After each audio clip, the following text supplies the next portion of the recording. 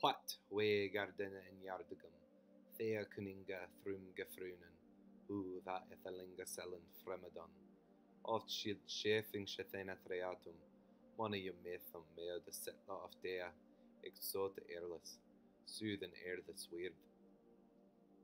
That is Old English, also known as Anglo-Saxon. Doesn't sound much like the English we know at all, does it? But that's where our language came from. Thanks to the Norman invasion of 1066 AD, the English language began a path of change that would, over a period of hundreds of years, bring us to the language we speak today.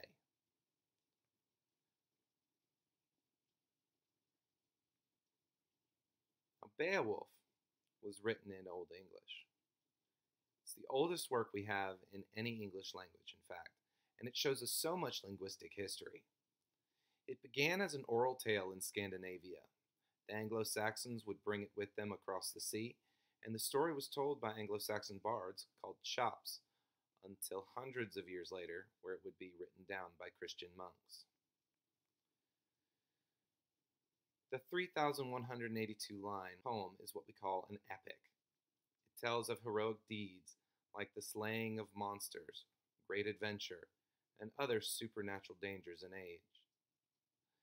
And like other epics, like the Greek Odyssey or the French Song of Roland, Beowulf shows us the cultural values of the Anglo-Saxon people and their forefathers.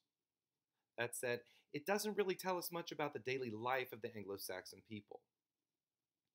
It's written in an elevated style, and the story itself has been heavily influenced by the Christian culture of the Anglo-Saxons, though the original oral tale seems to have originated in their pre-Christian pagan roots. This mixture of cultural worldviews makes Beowulf all the more interesting, and a piece of literature that shows how cultures can shift and yet maintain attachment to their roots. All that history aside, Beowulf is still influencing our culture today. As one of the most major influences on the grandfather of fantasy, J.R.R. Tolkien, Beowulf is a pillar in the fantasy genre, whether in books, movies, TV, and even games. The incredibly popular video game Elder Scrolls Skyrim shows quite a bit of influence from Beowulf.